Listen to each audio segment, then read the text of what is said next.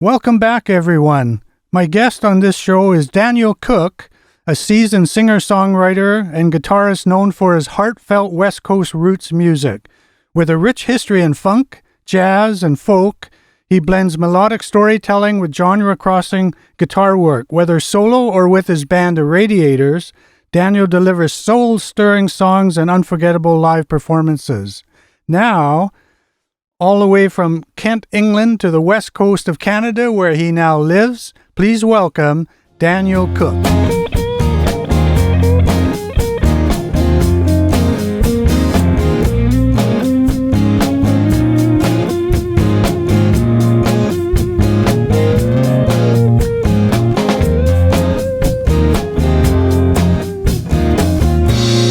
All right, Daniel, thanks for coming down and being on the podcast. Thanks, Wayne. Very happy to be here. You bet. We're in the downtown Victoria in the House of Owl. It's a great place. Love this place, yeah.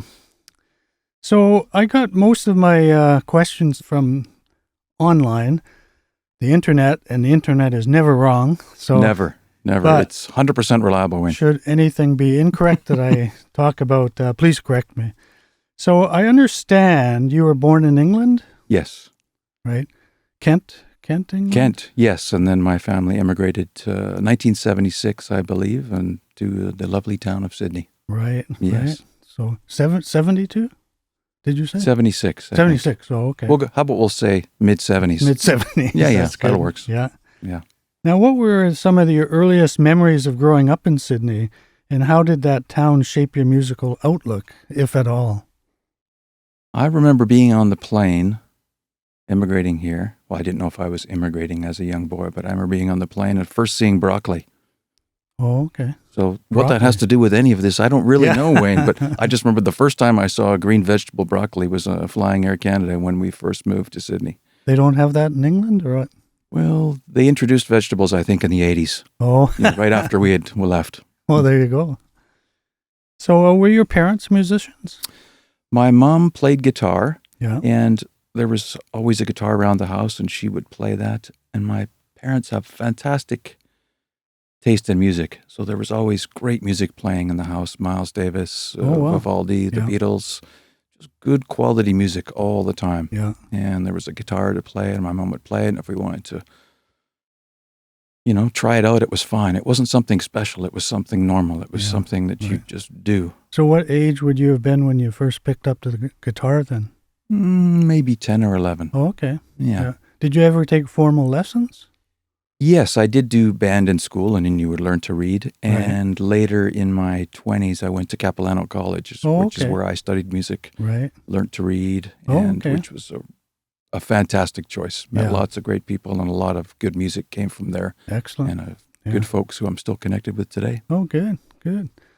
Now, this is a bit of a wide open question here, but were there people in your community or a specific venue or a club who helped guide your musical development over the years?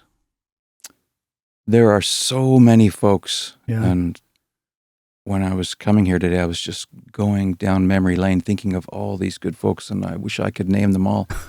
And there are so many, as your first question is a really lovely one, the influence of my family. Also, after that, I had a garage band, the classic with some high school buddies, and we played at the high school dance, and that was with Terry James and Tim Earle.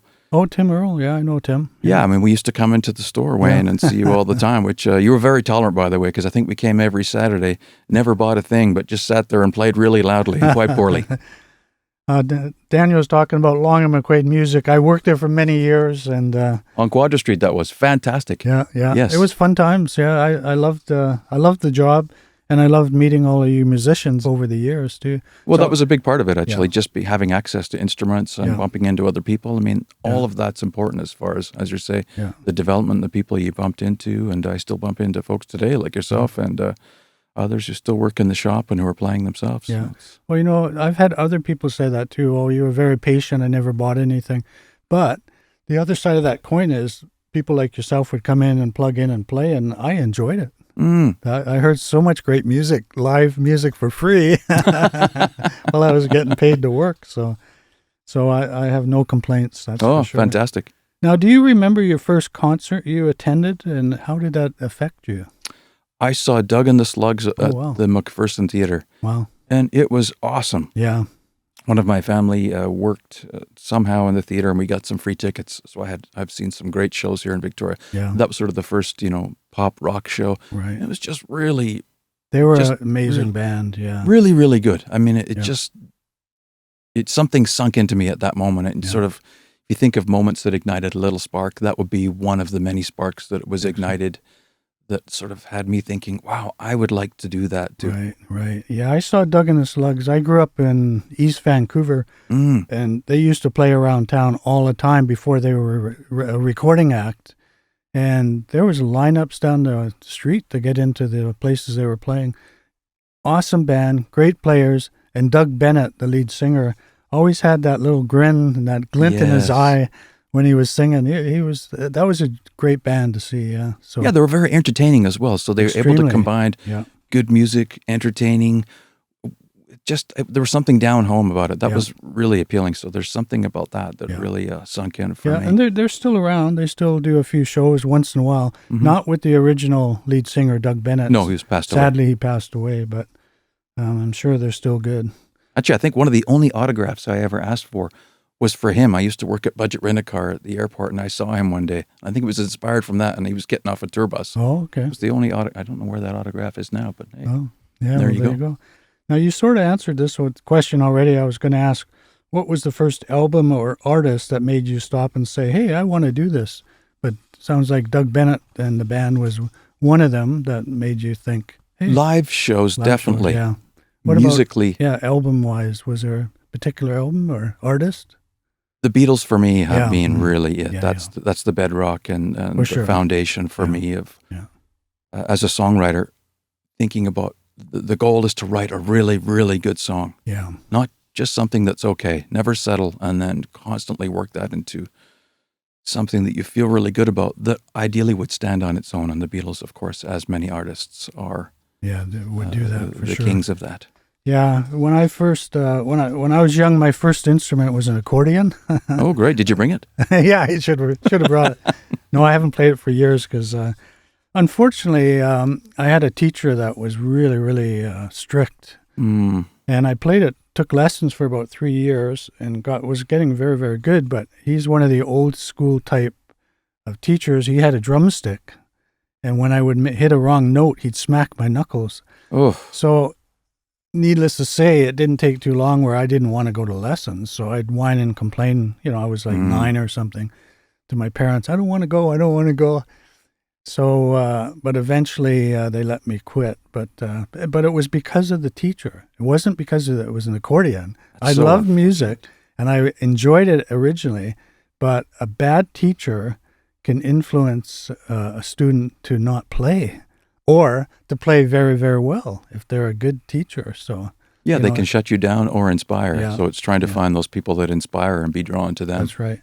But what I was getting at, but then when I got to be about 12, 13, the Beatles came out. And then I was just, I wanted a guitar like crazy and got a guitar and took maybe 6 months of lessons, but mostly I'm self-taught. And I kind of regret it. I wish I took lessons longer. I'd be a better player today. Take lessons if you can, folks. You can develop some bad habits if you don't have a good teacher. So. I'm looking forward to your gig on the accordion, Wayne. You can guarantee I'll buy a ticket right now. Oh, there you go. Now, you have been doing music for so long and been recording for so long. I've got a list of things I just want to tell our viewers of some of the things that you've done, and then I'll talk about more current things. Like, for instance, you put out an EP, which is what was that called? Extended play. Yeah, which is not as long as an LP. Usually it was like 5 songs or something like that. That sounds right, yeah. On an EP. So you released an EP when you were in your teenage years living in Sydney in the 80s with a band called 28 If. That's what I thought. Now, what's the significance of the name 28 If? if I can remember, it was some reference to the Beatles walking across the crosswalk at Abbey Road, and there was some sort of backstory about someone may not live past the age of 28. Oh, yeah. That's the best I can remember. Right. That could be it, too, yeah. But anyways, so your first EP was in the 80s when you were a teenager in Sydney. Mm-hmm. Then you had an EP fronting a power punk trio in Vancouver in the early 90s with a band called Lawnmower? Yes. More. A couple of fellas I met when I was studying music in college in North Van, and Russell Schulberg, and the drummer's name was Mark. And it was fantastic. It was super fun. So we learned, a bit of theory and technique playing songs in 5/4. Yeah. And in the college, they had free rehearsal space. So we would just book out time in the evening and put together this trio and did a bunch of shows around Vancouver. It was fantastic. Yeah. So it was a short but serious stint at power punking, and it was really great. I learned so much, particularly from those fellas, about playing in the pocket and with time. When there's just three, you've got that space, but you're also very exposed. So you've really got to be on the ball. Yeah. It's close to being a solo artist, where if you're making a mistake or something goes wrong, if it's a trio, it's like, okay, it's one of those guys, but yeah, we got you. Yeah, right. And you did an EP of instrumental acid jazz group formed at Capilano College. You were talking about in Vancouver called the Bangers.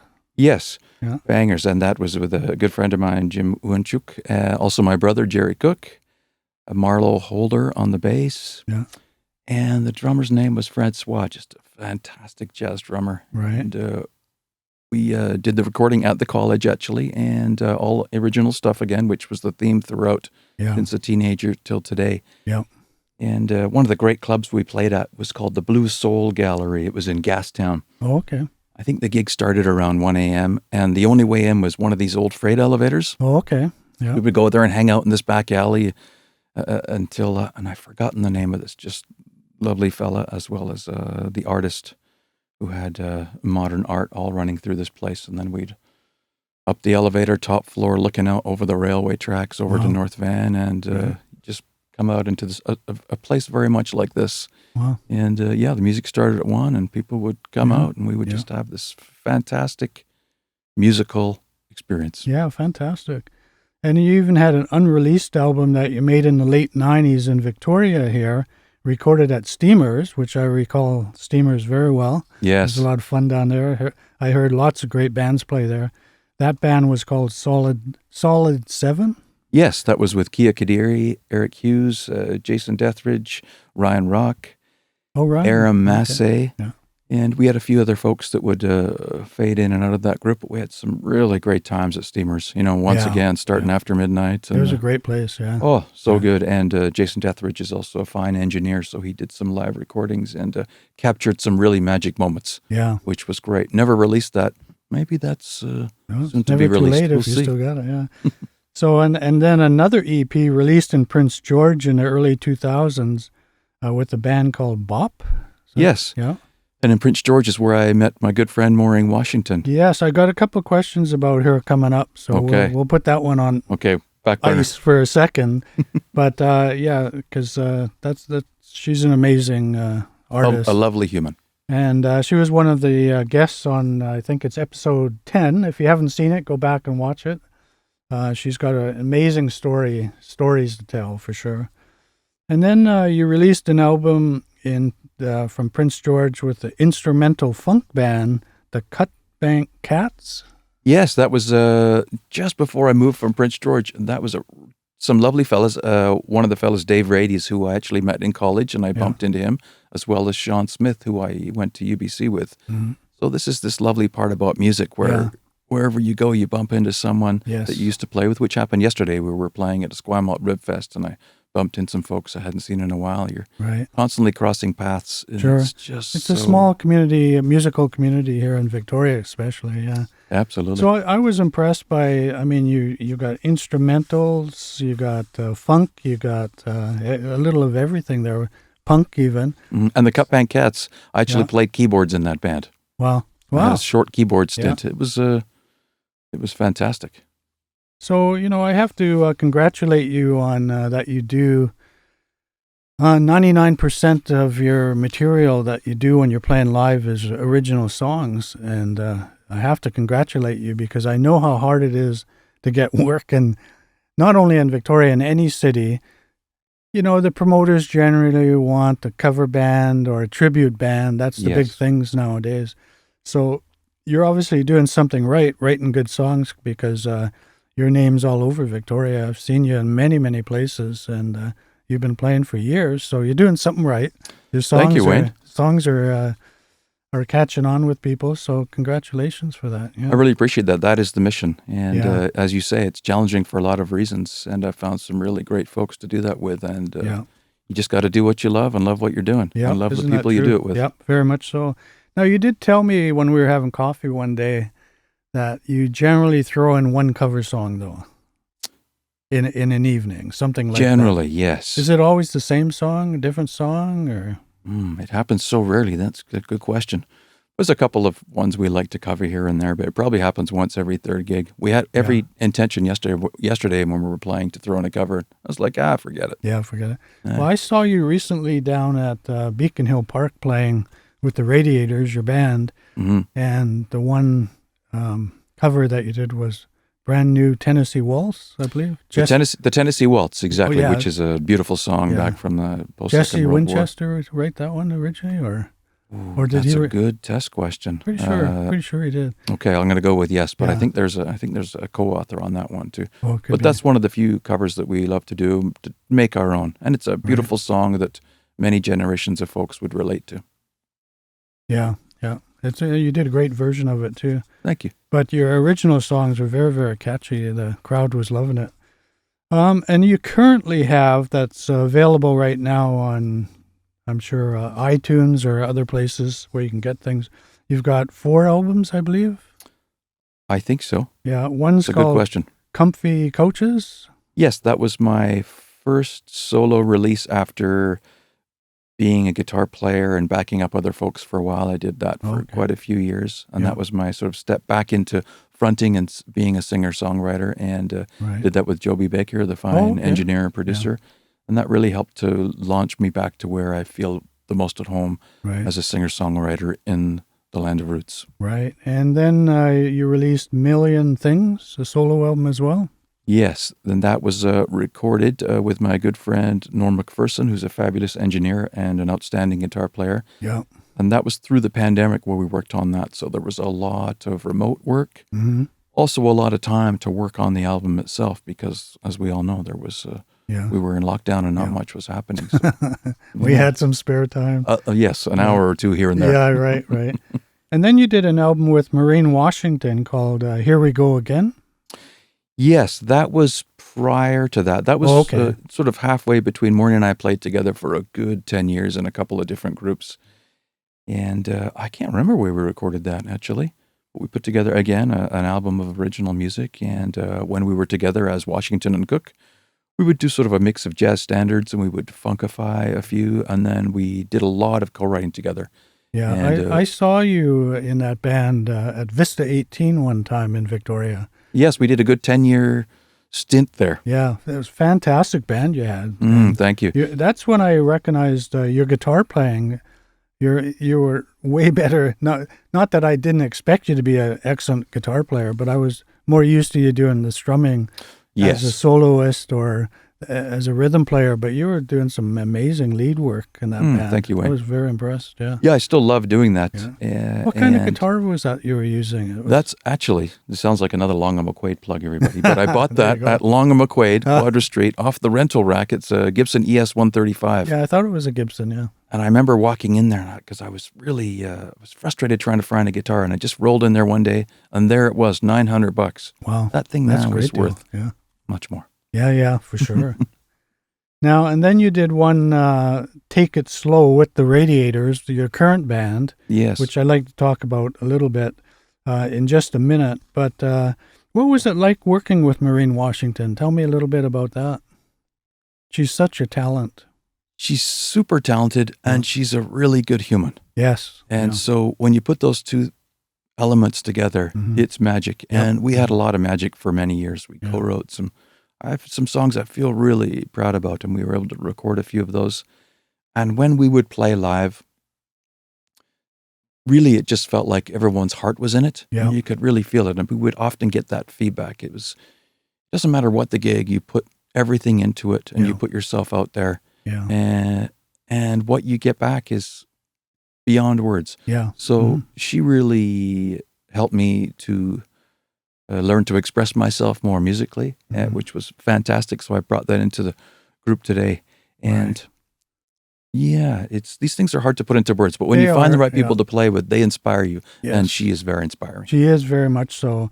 And we talked a little bit about that when I talked to her when she was sitting in that very chair, that she takes the audience on a bit of a roller coaster ride. Yes. She gets so into the words and the song. It's so delightful to watch, and the emotions are just there in the air when you're watching her perform. So she doesn't hold back. She's all in. And if there's one of the many things I learned from her, it is that to embody what it is you're doing and fully engage with it and see where it takes you. Yeah, good.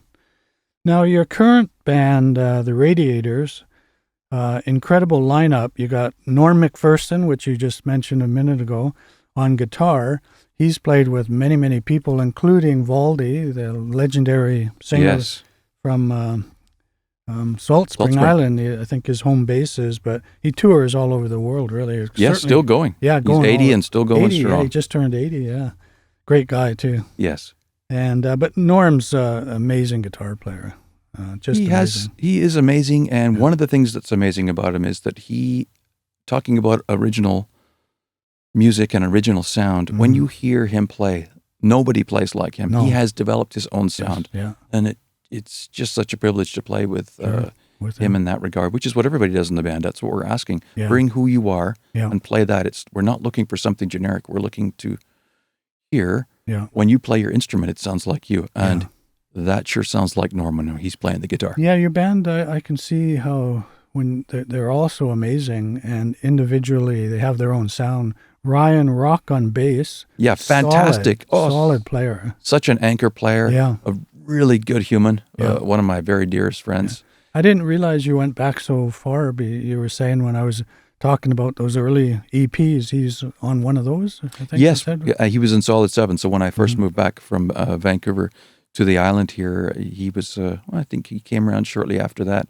But we played for years together in that band, and we also go on an annual motorbike trip together. So we sometimes have played music out there on the road. Oh, nice. And a fantastic fellow, but just a very funky player who embodies music. Yeah. We cannot stand still, and that's good. Yeah. He lives and breathes the music, and that is fantastic. Yeah, very solid for sure. Mike O'Leary on drums. Yes, so good. Another solid guy. He's our latest drummer, and he's just fit in such a inexplicable way. Yeah, as you know, Mike, and good human, spiritual human, a real conscientious player, and wants to bring out the best in the music and in the band. Yeah. So we are very much a family in that regard. Yeah, good. Well, you sure sound like that, like you're a strong family as well. Yeah, for sure. So do you have a favorite studio you like to record in, or do you different places, different albums and things like that? I wouldn't say I have a favorite studio. It's more about trying to create the best atmosphere where I can feel the most free to create. Right. And I would say a lot of the work that Norm and I did together at his home studio is a place where I felt very free. Right. There was an ease that, again, is created with personalities, but I've had a lot of great recording experiences at a multitude of studios in Vancouver, here in town, or live recordings up the Duncan showroom with Ted Cadillac, who does some fantastic things, as does LJ there, who puts on the 39 Days of July Festival. Yeah. So those folks Longevity John. Yes. Being really good to us, and we've captured some really good moments up there and are planning to do a little bit of that in the future. Good. Now, do you have a particular routine or tradition that helps spark inspiration when you're writing music?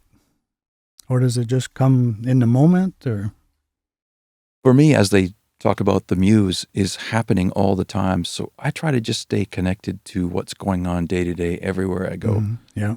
So it's not so much of a special moment per se as it is, there's these beautiful gems, diamonds in the rough of songs just floating around everywhere. You'll hear them in the conversation in the coffee shop, rolling down the street. You'll see a little billboard. You'll hear just a little phrase. Yep. So I try to just stay something. I just try to stay dialed into those, and I'm making constant notes about what those are. And then I try to be quite disciplined about spending time at home, going back to those, and then building upon them as the first building block. Because if there was something there that sparked me initially, that's the place to start. Yeah, right. Now, do you approach writing a song different when you're thinking of a solo, your solo act, as opposed to the Radiators, or? I don't really think of the song in regards to if I be doing it solo or in a band. I sometimes will think, if there's somebody who's suited for it. I might sometimes hear a guitar thing where I think Norm would be really good at that. Or we've had Mike Regenbald join us on the fiddle lately, and I'm writing a song right now, starting to hear a little bit of fiddle, so it's basically where the inspiration comes from. Yeah. But it's really about the song as opposed to the orchestration of the song. Right. Okay. Was there a particular gig or venue that stands out as a defining moment for you as a performer? Good question, Wayne. There's so many places, so many good moments. Yeah. Recently this summer, we just had a fantastic 2-day venue, which was on Valdez Island. Oh, yeah. Not a typical music venue, just really, really inspiring. Right. The Brentwood Bay Village Emporium, fantastic place. They put on a concert series. And a couple of the local pubs were really, really supportive, who we love playing at Mary's Blue Moon in Sydney, the Oaks on Oak Bay Avenue.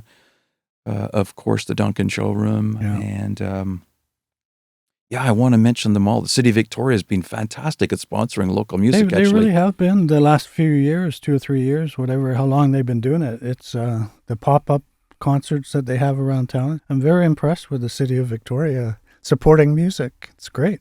Supporting live, local working musicians. It's the real deal, and we're greatly appreciative of all of those folks. Now, when you're recording, do you prefer analog or digital recordings, or a little of both? Some people prefer one or the other. Some people don't. The analog sound has something quite magic to it. Mm-hmm. And it's amazing what you can do digitally if you spend a lot of time. And one thing I really enjoyed about the most recent recording process with Norm was we spent a lot of time in extreme detail. Yeah. Just minute detail. What might drive some folks crazy actually inspired us. Yeah. And when we listen to that record now, I think I was just chatting with Norm the other day, we were saying there's not much I would change. Yeah, right. That's good, yeah. Mm-hmm. Now, how do you define or know when a song is finally finished, when you've written it or recorded it? Great question. Yeah. Got a bit of a process for that. So when I'm working on that song at home and I'll play it, I spend a lot of time, particularly towards the end, crafting a song. So for me, when I put down the paper and I play it and I'll walk around the house and I'll have my guitar and I'll start to sing this song where I can just hold the song. I don't have to think about what's coming next. Right. Where it's strong enough, what I'd say for a song is the litmus test is it can now stand on its own. Right. So the song is not about me anymore. The song is inspired from all kinds of people and places, and inspiration comes from everywhere. Right. So it's really one sort of worldly co-write in a way. Mm-hmm. But it's when the song can stand on its own. Sure, yeah. Okay. Now, what lessons have you learned in the recording studio that you'll take with you into another session when you're doing a recording? Anything that kind of stands out that you learned in the last little while? One thing I've relearned many times is prepare. Yeah. Mm-hmm. Spend more time than you think preparing. Play those songs over and over until you might be even tired of them. So you're so familiar. So if you get in there and you have these nervous moments, as we all do. Yeah, sure. Mm-hmm.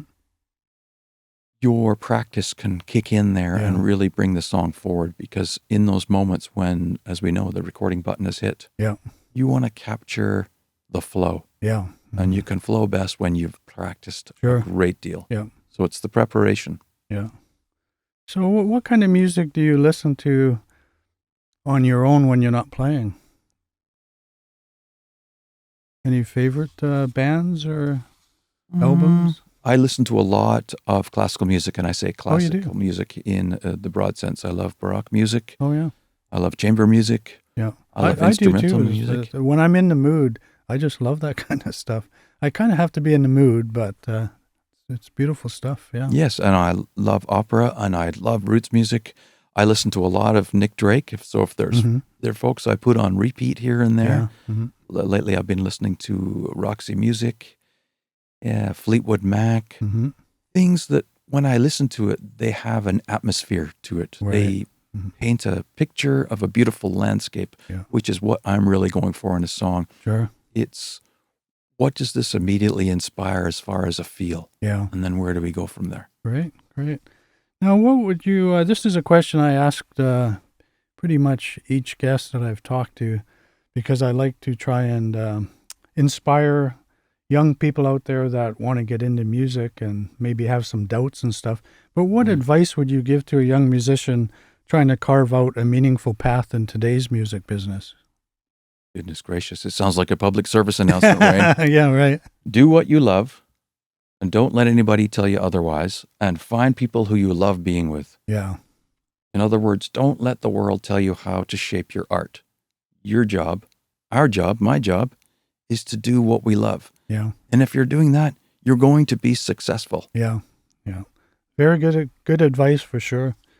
Now, we're almost finished, Daniel. Just a couple more questions, but I want to take this moment to thank you for coming down today. And I know you're a busy guy, just looking at the list of albums you've done and EPs and all of the places you play around town. I know you're a busy guy, and you have a family life as well. You got kids at home and stuff like that. So I appreciate you coming down. Thanks so much for having me, and I really I'm grateful that you asked me, and happy to be here, and excited to talk about music, particularly original music, because that's where I'm at, and that's really the point for me. And to punctuate that, what would I tell folks these days? Write your own music. Right. Cover bands are great. Tribute bands are fantastic. Yeah. But those were all original bands once. There's no harm in becoming another one of those. That's right. And it can work. You can make a go of it. You're doing obviously gigs, a good example of that.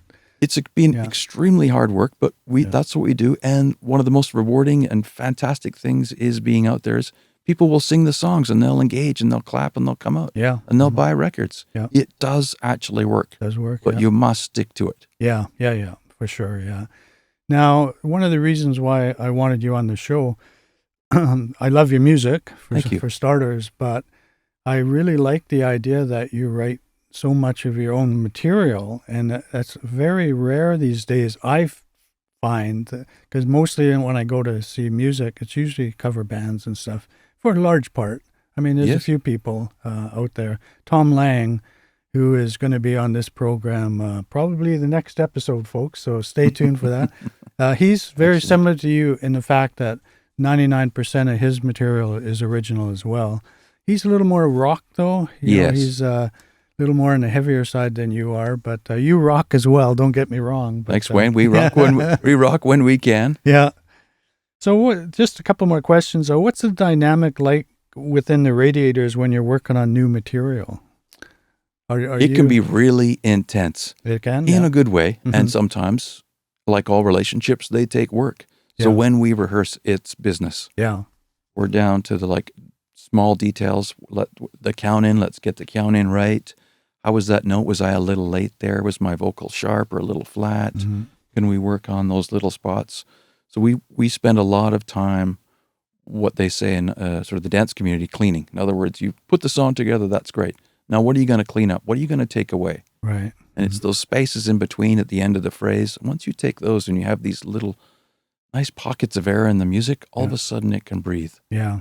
So those bits are really, really important. And so the four of us are really into trying to really dial in that sound. And I think that's becoming our sound, and it feels very rewarding, and it works. Well, one of the things I noticed when I saw you recently in Beacon Hill Park performing with the Radiators, I did notice that most of your songs, if not all of them, have a very unique intro. It's really, you can tell you've put a lot of work into the song, and it's just not like, okay, let's go, and you start strumming a chord. I mean, some songs are like that, of course, but you got some really interesting pieces of music within the song. Thank you, yes. And Norm's solos, as we mentioned earlier, are very unique, and it's very much him, and it's really beautiful stuff. Thank you. Yes, we put these instrumental moments in this singer-songwriter venue. And just picking up on what you said before about the original music, I mean, there are a lot of bands doing original music, but those tend to be younger folks. Yeah, okay. And so I think for us, as you know, I think the median age of the band is age 60. And so how did we all get here? Eh? Yeah, exactly. But that's one of the cool things and I think one of the things that makes us a little unique, we've got some older fellas who are still committed to that idea of we're going to play original music no matter what. Yeah. And I'm really lucky to play with those fellas, the Radiators. Now, where can people look you up? What's your website or places they can look at for your music and things like that?